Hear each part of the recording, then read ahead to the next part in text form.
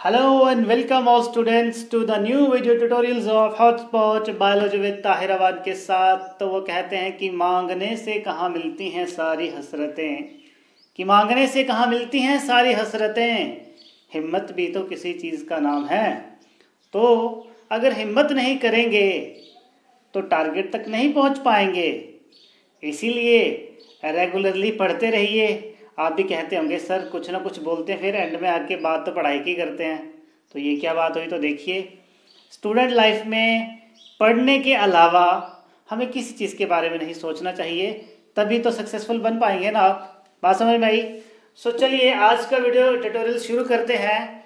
और पिछले video lecture में हमने देखा था कि हमने डिस्कस किया था क्रॉस पॉलिनेशन क्या होता है और उसके टाइप्स हमने डिस्कस किए थे।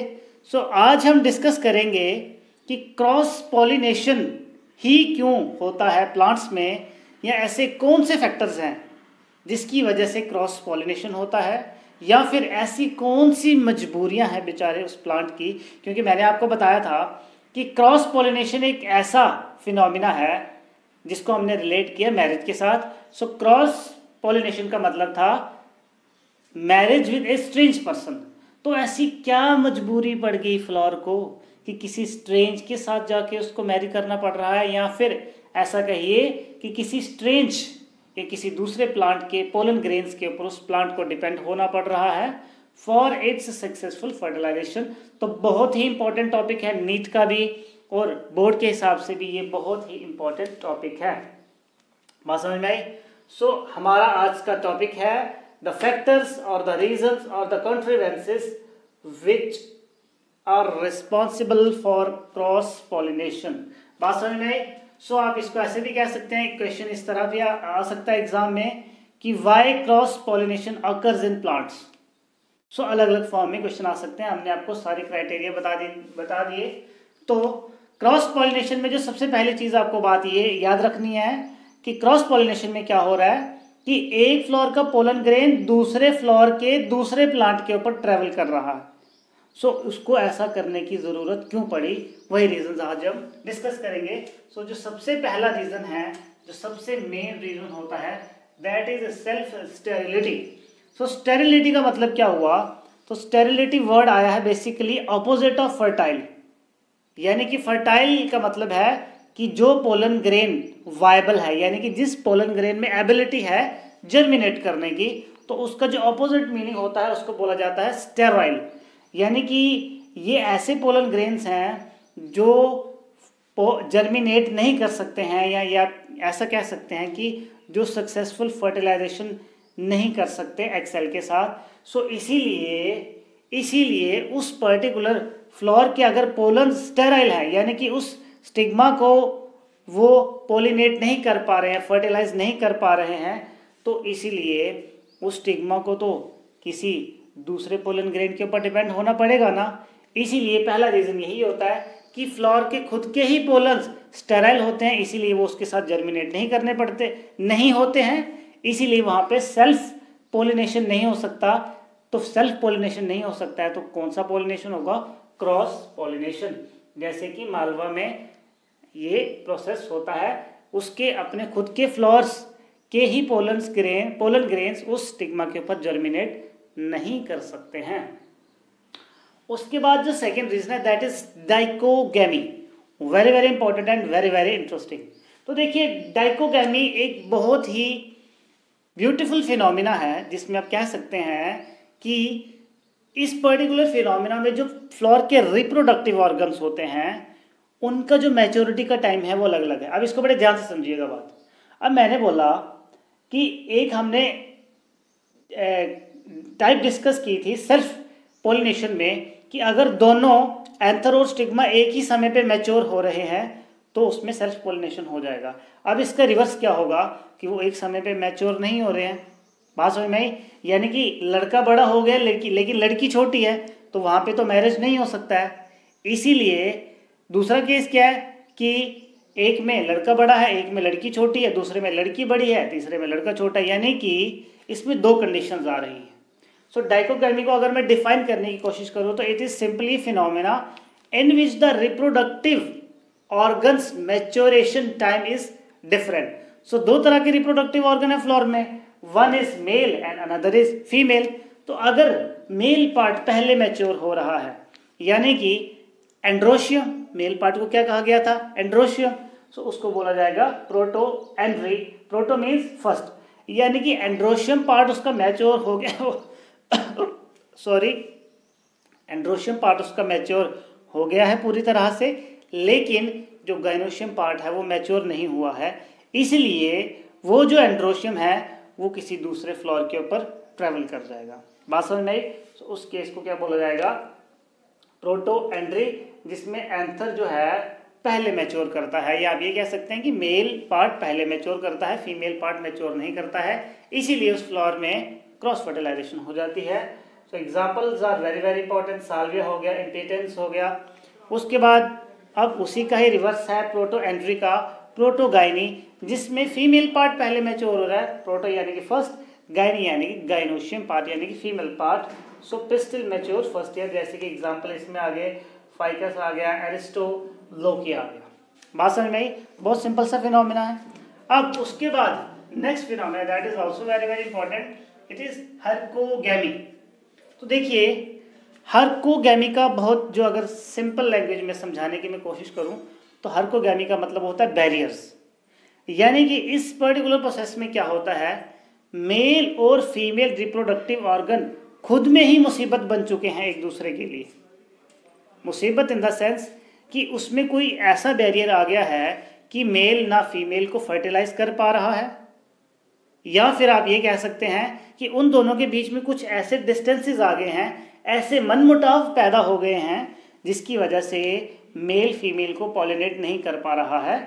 तो herkogamy simply the sexual interference between anther and stigma is reduce, यानी कि एंथर और स्टिग्मा को पास आना था पॉलिनेशन के लिए, सो उसके लिए उसी को क्या कहा जा रहा है, सेक्सुअल इंटरफेरेंस, तो वो उसमें कम हो रही है, यानी कि वो एक दूसरे से दूर हो रहे हैं। स्टाइल, या आप ये कह सकते हैं स्टिग्मा जो है वो एंथर से दूर होता जा रहा है। तो इसके दो कारण होते हैं, हर्कोगैमी के दो कारण होते हैं, बहुत इंपॉर्टेंट है। और ये हर्कोगैमी कौन से फ्लॉर्स में होता है, बाइसेक्सुअल फ्लॉर्स में, यानी कि जिसमें male and female sex organ become barrier to self pollination, self pollination नहीं हो रही है। तो कौन सी होगी, क्रॉस पोलिनेशन। हाउ, देखिए समझे जरा। तो सबसे पहले केस में क्या होगा, देखिए लॉन्ग स्टिग्मा।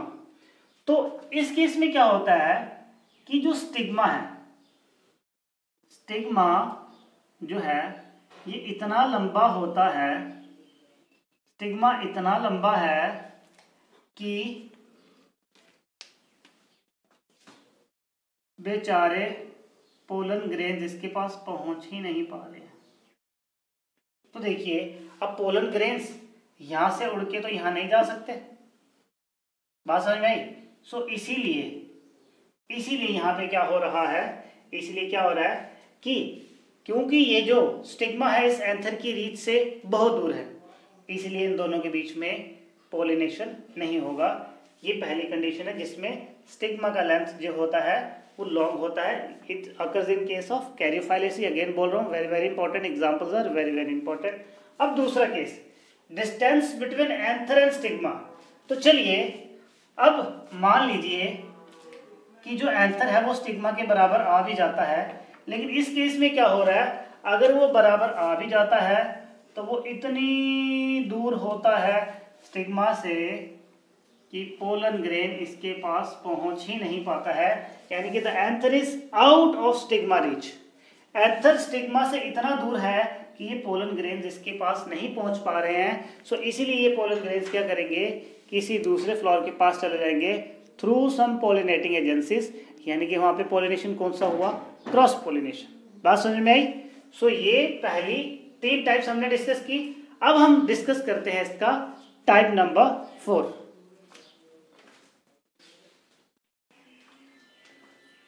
तो चलिए अब डिस्कस करते हैं क्रॉस पॉलिनेशन फैक्टर्स का type number 4, and this is very very interesting, right. So the type number 4 is हेटेरोस्टाइली। इससे पहले हमने जो टाइप डिस्कस किया था ये आप कह सकते हैं उसी का ही थोड़ा सा मॉडिफिकेशन है। सो देखिए हेटेरोस्टाइली का पहला वर्ड है हेटेरो। हेटेरो का मतलब होता है डिफरेंट, और स्टाइल यानी कि बात किसकी हो रही है यहाँ पे, स्टाइल की। सो यानी कि यहाँ से सीधा सीधा कनेक्शन है स्टाइल से, यानी कि यहाँ पे इस केस में क्या होता है, हेटेरोस्टाइली में हमारे पास जो स्टाइल्स का लेंथ होता है with respect to the stamens ये डिफरेंट होता है, राइट। सो क्योंकि स्टाइल का जो लेंथ है एज कंपेयर टू स्टेमन्स वो वेरी करता है, इसीलिए वहाँ पे सेल्फ पोलिनेशन नहीं होता है, फ्लावर को मजबूरन वहाँ पे क्रॉस पोलिनेशन करना पड़ता है। सो आप देखिए कितना ज़्यादा डाइवर्सिटी है प्लांट्स में, और आप सोच भी नहीं सकते कि इतने ब्यूटीफुल फीचर्स इनमें जो पाए जा रहे हैं और उसके बाद ये जिस तरह से उन फंक्शंस को परफॉर्म करते हैं, वेरी वेरी इंटरेस्टिंग। तो देखिए हेटेरोस्टाइली में क्या होता है, there are different types of flowers. Flowers क्या है, डिफरेंट टाइप्स के हैं with respect to the length of style stamens. ये बताया मैंने आपको, to bring about cross pollination. So अब मैंने आपको बताया कि हेटेरोस्टाइली में दो अलग अलग तरह के स्टाइल्स का लेंथ होगा। So on that basis हेटेरोस्टाइली is of two types, या आप ये कह सकते हैं कि हेटेरोस्टाइल में जो फ्लावर्स होते हैं वो दो तरह के होते हैं, या दो तरह की स्टाइल्स होती हैं। सो क्योंकि यहाँ पे दो तरह की स्टाइल्स होती हैं, इसीलिए जिन प्लांट्स में ऐसे फ्लावर्स पाए जाते हैं उनको डाइस्टाइली भी कहा जाता है। डाई यानी कि दो, स्टाइल्स यानी कि दो तरह की स्टाइल्स। और इसमें जो सबसे ब्यूटीफुल एग्जाम्पल कोट किया जाता है हेटेरोस्टाइली को पढ़ाने के लिए, that is the example of primrose, जिसका नाम है प्राइम्यूला वल्गैरिस, राइट। सो इसमें दो तरह के फ्लावर्स होते हैं, इसीलिए इसको डाइस्टाइली कहा जाता है। तो चलिए डिस्कस करते हैं। तो देखिए सबसे पहला जो टाइप का फ्लावर है that is pin eyed long style. तो यहाँ पे पिन आइड का मतलब जो है कि इस केस में क्या होगी, जो स्टाइल होगी वो लॉन्ग होगी। देखिए स्टाइल लॉन्ग है, ठीक है। उसके बाद लॉन्ग स्टिग्मेटिक पैपिला, तो ये जो देखिए स्टिग्मेटिक सरफेस है इसका, ये भी कैसा होगा, लॉन्ग होगा। उसके बाद शॉर्ट स्टेमन्स एंड पोलन्स, उसके बाद जो इसका ये स्टेमन होगा ये भी छोटा होगा, और इस पे पोलन्स भी कैसे होंगे, छोटे छोटे। अब देखिए क्या है कि ये जो पोलन ग्रेन्स है स्टिग्मा के सरफेस पे तो नहीं पहुंच पा रहे हैं, इसीलिए यहाँ पे क्या होगी, क्रॉस पोलिनेशन। अब दूसरा केस डिस्कस करते हैं। सो पिन आइड का मतलब यहाँ पे ये पिन की तरह दिख रहा है, देखिए। तो दूसरा है थ्रम आइड शॉर्ट स्टाइल। तो यहाँ पे ये एग्जैक्ट इसका रिवर्स है। इसमें क्या होगा, जो स्टाइल का लेंथ है वो छोटा होगा, और स्टिग्मेटिक जो पैपिला है सरफेस है वो भी क्या होगा, छोटा होगा। अब जो स्टेमन्स हैं ये लॉन्ग होंगे, और इस पे जो पोलन ग्रेन्स होंगे कंपैरेटिवली ये भी क्या होंगे, बड़े बड़े होंगे। तो अब जो मैं आपको बात बताने जा रहा हूँ, देखिएगा कितनी ही इंटरेस्टिंग और कितना ब्यूटीफुल फीचर है ये। तो अब बात ये आई कि ये क्रॉस पोलिनेशन करते कैसे हैं। तो देखिए क्या होगा कि जो ये स्मॉल पोलन ग्रेन्स हैं, जो ये स्मॉल पोलन ग्रेन्स हैं एक फ्लावर के, they will travel to the small stigmatic surface of another flower. क्योंकि इसके पोलन ग्रेन स्मॉल है तो ये इसलिए जो स्मॉल वाला स्टिग्मेटिक सरफेस है इसके ऊपर ट्रेवल कर जाएंगे, और जो लार्ज पोलन ग्रेन्स है they will travel to the large stigmatic surface of another flower to bring about cross pollination. How beautiful is that. तो थोड़ा सा इमेजिन करके देखिए कितना ही ब्यूटीफुल प्रोसेस है ये।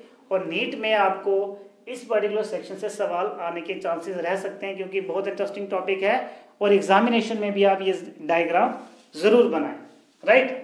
सो इसके बाद अब हम डिस्कस करते हैं इसका type number 5, right. I hope ये आपको समझ में आ गया होगा बहुत ही अच्छे से, राइट।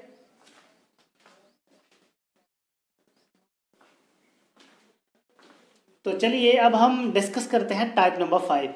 देखिए ना, जैसे जैसे हम आगे आगे बढ़ रहे हैं ना, टाइप्स उतनी ही ज़्यादा इंटरेस्टिंग बनती जा रही हैं। अब क्या करें, बॉटनी है ही ऐसी है, प्लांट्स होते ही ऐसे हैं, इंटरेस्टिंग एकदम। तो चलिए टाइप नंबर 4 में हमने डिस्कस किया डाइस्टाइली के बारे में। सो ये भी आप कह सकते हैं हेटेरोस्टाइली का ही मॉडिफाइड फॉर्म है ट्राइस्टाइली। ट्राई यानी कि यहाँ पे 3 तरह के स्टाइल्स होने वाले हैं, यानी कि जो स्टाइल्स का लेंथ है वो 3 तरह का होगा, और इसमें 3 तरह के फ्लावर्स हुए, ऑब्वियस सी बात है। सो ये पर्टिकुलरली लथाइरम, लाइथ्रम एंड ऑक्जेलिस में पाया जाता है। तो चलिए समझते हैं। तो देखिए ये है फ्लोर नंबर 1। सो फ्लोर नंबर 1 में देखिए स्टाइल का लेंथ लॉन्ग है और जो इसके स्टेमन्स हैं एक नॉर्मल लेंथ के हैं और एक शॉर्ट लेंथ के हैं, राइट। अब जो फ्लोर नंबर 2 है इसमें जो स्टाइल का लेंथ है ये नॉर्मल है और जो पोलन्स का या स्टेमन्स का लेंथ है ये लंबा है और छोटा है, यानी कि लॉन्ग एंड शॉर्ट। अब तीसरे केस में क्या हो रहा है कि जो स्टाइल का लेंथ है वो छोटा है लेकिन जो पोलन्स है या स्टेमन्स हैं वो नॉर्मल और कह सकते हैं लॉन्ग हैं। तो देखिए अब समझ में आ रही होगी आपको कहानी की कौन सा फ्लोर किसके साथ पोलिनेट करने वाला है। समझ में आ रही है कहानी। तो देखिए क्योंकि यहाँ पे स्टाइल का लेंथ लंबा है तो पोलिनेशन नहीं हो सकता, क्योंकि यहाँ पे भी देखिए स्टाइल का लेंथ लंबा है, ना ये इससे पोलिनेट कर सकता है ना ये इससे कर सकता है, और यहाँ पे भी यही केस है कि इनका लेंथ बहुत ज़्यादा है और ये छोटा है। तो अब आप मुझे कमेंट सेक्शन में ज़रूर बताना कि कौन सा वाला किसके साथ पोलिनेट करेगा। खैर मैं तो आपको बताऊंगा ही, लेकिन अगर वीडियो समझ में आ रहा है, लेक्चर समझ में आ रहा है ना, तो लाइक करना ज़रूर, क्योंकि ये जो इन्फॉर्मेशन है ना बहुत ही स्टैंडर्ड बुक से हम आपको पढ़ा रहे हैं। तो लाइक तो बनता है, साथ साथ में वीडियो को लाइक कर देना, शेयर ज़रूर कर देना, राइट। और कमेंट ज़रूर करना कि ये वाला फ्लोर आपको कैसा लग रहा है, राइट। तो चलिए देखिए अब क्या होगा कि जो ये मीडियम लेंथ, सबसे पहले इसकी बात करते हैं मीडियम लेंथ, और इसकी कर लेते हैं चलिए लॉन्ग वाले की। तो देखिए लॉन्ग स्टाइल के साथ साथ लॉन्ग स्टेमन्स कौन कौन से फ्लोर्स के हैं। तो देखिए इसका भी लॉन्ग स्टेमन है, इसका भी लॉन्ग स्टेमन है। तो बड़ी सीधी सी बात है कि इसके पोलन ग्रेन जिसके साथ क्या कर सकते हैं, पोलिनेट कर सकते हैं, और उसी तरह से इस फ्लावर के भी पोलन इसके साथ पोलिनेट कर सकते हैं। ये हो गया केस नंबर 1, राइट। तो क्रॉस पोलिनेशन हो गई, यानी कि सेल्फ पोलिनेशन नहीं हुई। अब नंबर 2, अब बात कर लेते हैं इस स्टाइल की। तो देखिए इस स्टाइल के साथ पोलिनेट करने के लिए नॉर्मल लेंथ वाले स्टेमन्स कौन से हैं। तो देखिए एक ये आ गया और एक यहां से ये आ गया, to bring about successful pollination और फर्टिलाइजेशन। उसके बाद नंबर 3 आ गई ये वाली स्टाइल। तो इस स्टाइल के साथ पोलिनेट करने के लिए कौन कौन से हमारे पास शॉर्ट लेंथ के स्टेमन्स हैं, और वो हैं ये वाले, एक ये है हमारे पास और एक ये वाला है, राइट। सो यहाँ पे हो गई क्रॉस पोलिनेशन। तो देखिए कितना ब्यूटीफुल मैकेनिज्म है, इतना ब्यूटीफुल मैकेनिज्म प्लांट्स में पाया जा रहा है कि किस तरह से वो अपनी जनरेशन को आगे बढ़ाने के लिए और अलग अलग तरह के फ्लावर्स प्रोड्यूस करने के लिए वो क्रॉस पोलिनेशन कर रहे हैं इन ए वेरी ब्यूटीफुल मैनर। अब हम डिस्कस करते हैं टाइप नंबर 6, ठीक है।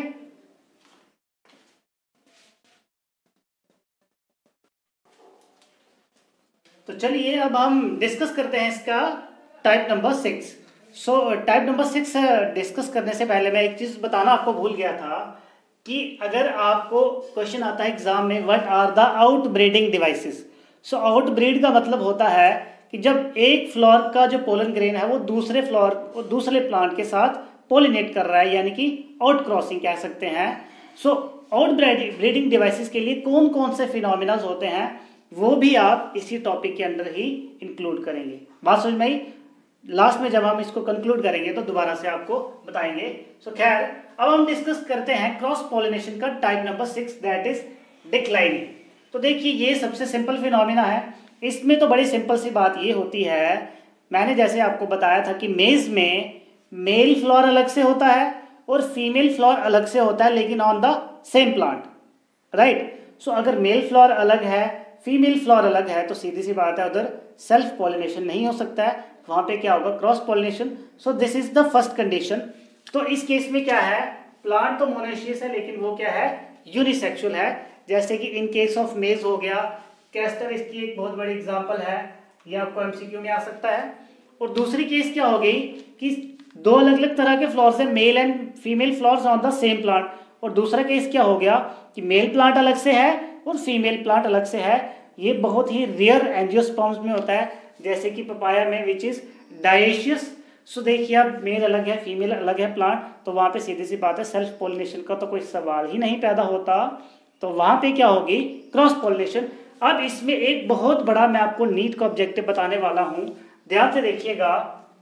अब मैंने क्या बोला कि जो मेज है अब मेज में मैंने बोला कि मान लीजिए ये एक प्लांट है, इसके ऊपर यहाँ पे लगा है मेल फ्लावर, राइट, और यहाँ पे लगा है फीमेल फ्लावर, जो कि होता भी है।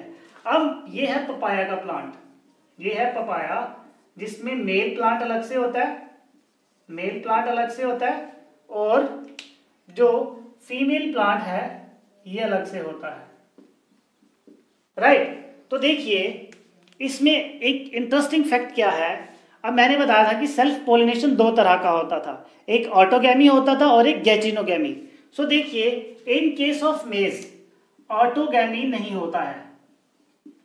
ऑटोगैमी यानी कि सेल्फ मैरिज, यानी कि सेम फ्लावर का पोलन उसके साथ पोलिनेट नहीं करता है, लेकिन इसमें गैटिनोगैमी तो हो रहा है ना। यानी कि in case of maize autogamy can be prevented. हम ऑटोगैमी को तो प्रिवेंट कर सकते हैं, लेकिन गैटिनोगैमी को प्रिवेंट नहीं कर सकते, इसको हम प्रिवेंट नहीं कर सकते। बहुत बार नीट में ये सवाल पूछा गया है कि in case of maize autogamy can be prevented and geitonogamy cannot be prevented, is this statement true और फॉल्स। और भी आपको ये केस आ सकते हैं, लेकिन देखिए पपाया के केस में हम उल्टा हो जाएगा, गैटिनोगैमी, जो गैटिनोगैमी होती है हम इसको प्रिवेंट कर सकते हैं। क्यों? क्योंकि गैटिनोगैमी मैंने बोला था कि सेम प्लांट पे होती है, क्योंकि यहाँ पे तो प्लांट ही अलग है। So in case of dioecious plants usually geitonogamy does not occur, but in case of specially maize we can prevent autogamy. Autogamy को तो प्रिवेंट कर सकते हैं, but we cannot prevent geitonogamy, and very very very important MCQ, right. अब चलते हैं type number 7 की तरफ, दैट इज प्रीपोटेंसी। सो देखिए प्री का मतलब हुआ पहले, पोटेंसी का मतलब है यहाँ पे मैचुरेशन, पोटेंसी का मतलब यहाँ पे है मैचुरेशन या जर्मिनेशन। तो इसमें सिंपली क्या होता है, देखिए आपको डायग्रामेटिकली समझाते हैं। मान लीजिए एक प्लांट नंबर ए है और ये है प्लांट नंबर बी, ये इसका फ्लोर है और ये इसका फ्लोर है, right. So what happens in case of prepotency कि इस प्लांट का जो फ्लोर होगा ना, ये इसके साथ जर्मिनेट कर सकता है, इसके साथ जर्मिनेट कर सकता है, लेकिन अगर ये अपना पोलन ग्रेन इस फ्लोर के ऊपर भेजेगा तो ये ज्यादा रैपिडली जर्मिनेट कर सकता है, यानी कि इसका जो जर्मिनेशन प्रोसेस होगा वो ज्यादा रैपिड होगा, फास्ट होगा। तो मुझे आप बताइए which is the better way, comments में जरूर बताइएगा। तो देखिए प्रीपोटेंसी में क्या हो रहा है, the pollen grain of a same floor will germinate more rapidly on the another floor. तो देखिए अब जर्मिनेशन ज्यादा रैपिडली हो रहा है दूसरे फ्लोर पे, तो वो अपने फ्लोर के साथ क्यों पोलिनेट करेगा, इसीलिए वहां पे सेल्फ पोलिनेशन नहीं होता है, वहां पे होता है cross pollination. Very very easy to understand. So देखिए the pollen grains of a different plant, different flower germinate over more rapidly over stigma than on the same flower, यानी कि खुद के फ्लोर से ज्यादा वो दूसरे के फ्लोर के ऊपर ज्यादा रैपिडली क्या करता है, पोलिनेट। इसलिए यहाँ पे क्या हो जाएगा, cross pollination. For example Apple हो गया, ग्रेप्स एक्सेट्रा, राइट। उसके बाद फैक्टर नंबर 8 है सेल्फ इनकम्पैटिबिलिटी, राइट। तो सेल्फ इनकम्पैटिबिलिटी बहुत सिंपल सा प्रोसेस है, जिसमें पोलन ग्रेन खुद के फ्लोर्स के साथ ही जर्मिनेट नहीं कर पाते हैं, यानी कि the pollen grain is unable to germinate over the stigma of a same flower, that is known as self incompatibility. The pollen grain is not compatible to germinate on the same floor, so that's why that pollen grain will perform the process of cross pollination, right। तो ये हमने discuss की है cross pollination की, आप कह सकते हैं आउटब्रीडिंग डिवाइसेस, या कौन से ऐसे फैक्टर्स होते हैं जिसकी वजह से क्रॉस पॉलिनेशन होता है। अब एक और इंपॉर्टेंट चीज मैं बताने वाला हूं। तो देखिए मैंने आपको बताया था कि जो क्रॉस पॉलिनेशन है ये क्यों होता है, इसका कारण एक और भी है, या फैक्टर नंबर 9 में लिख सकते हैं, that is inbreeding depression, inbreeding depression, overcome. अब ये इनब्रीडिंग डिप्रेशन क्या होता है, तो देखिए इनब्रीडिंग का मतलब ये हुआ कि जब कोई फ्लावर सेल्फ पॉलिनेशन कर रहा है, यानी कि जब कोई फ्लावर सेल्फ पॉलिनेशन करता है, तो मैंने आपको बताया था सेल्फ पॉलिनेशन में क्या होता है, किसी तरह का कोई भी जेनेटिक वेरिएशन नहीं आता है, यानी कि वो जो पर्टिकुलर स्पीशीज है वो जनरेशन टू जनरेशन क्या करता है, कंटिन्यू करता है, जिसकी वजह से वो जो पर्टिकुलर ब्रीड है उस पर्टिकुलर प्लांट की वो कमज़ोर होती जाती है, यानी कि जो उसके कैरेक्टर्स हैं उनमें डिप्रेशन आना शुरू हो जाता है, यानी कि कैरेक्टर्स कमज़ोर होना शुरू हो जाते हैं। So that phenomena where self pollination occurs, and because in case of self pollination there is no genetic variability from generation to generation, so the offspring will become weaker and weaker from generation to generation. This process is called inbreeding depression. बात समझ में आई? यानी कि self pollination की वजह से जो generation to generation offspring है वो वीक होता जा रहा है। किसकी वजह से? क्योंकि वो आपस में ही क्या करते जा रहे हैं, पोलिनेट। इसकी वजह से ऑफस्प्रिंग कमजोर हो जाएगा। सो द कैरेक्टर्स का जो एक्सप्रेशन है वो डिक्रीज होता जाएगा। So to overcome inbreeding depression क्या होता है, cross pollination. So this can also be another factor of cross pollination. So आप सबसे मैं एक रिक्वेस्ट करता हूं कि जब आप इस लेक्चर को देखें तो मुझे कमेंट सेक्शन में आप इनब्रीडिंग डिप्रेशन का डेफिनेशन ज़रूर बताइएगा लिख के, जो मैंने आपको बताया है। होप करता हूं कि आप सारे के सारे कमेंट्स ज़रूर लिखेंगे कि व्हाट इज़ इनब्रीडिंग डिप्रेशन, और इनब्रीडिंग डिप्रेशन को भी ओवरकम करने के लिए क्या होता है, क्रॉस पॉलिनेशन। सो ये थे आज के फैक्टर्स जिनकी वजह से क्रॉस पॉलिनेशन प्लांट्स में होता है। मैं आपको इस चीज़ की गारंटी देता हूं कि इतने फैक्टर्स आपको किसी बुक में नहीं मिलेंगे। बहुत स्टैंडर्डाइज मटेरियल लिया गया है और किसी भी रिफ्रेशर में इतनी आसानी से आपको नहीं मिलेंगे। सो अगर आज का वीडियो आपको समझ में आया होगा तो चैनल को सब्सक्राइब करना है, वीडियो को लाइक करना है और इस वीडियो को ज़्यादा से ज़्यादा शेयर करना है, ताकि जो बच्चे कोचिंग नहीं आ पा रहे हैं, कोचिंग को अफोर्ड नहीं कर पा रहे हैं, वो भी इन चीज़ों को अच्छे से समझ के अपना एम्बिशन लाइफ का गेन करें, डॉक्टर बने। राइट? सो इसी के साथ stay healthy, stay safe. Thank you so much. तो मिलते हैं अब आपको अगले वीडियो सेशन में। राइट?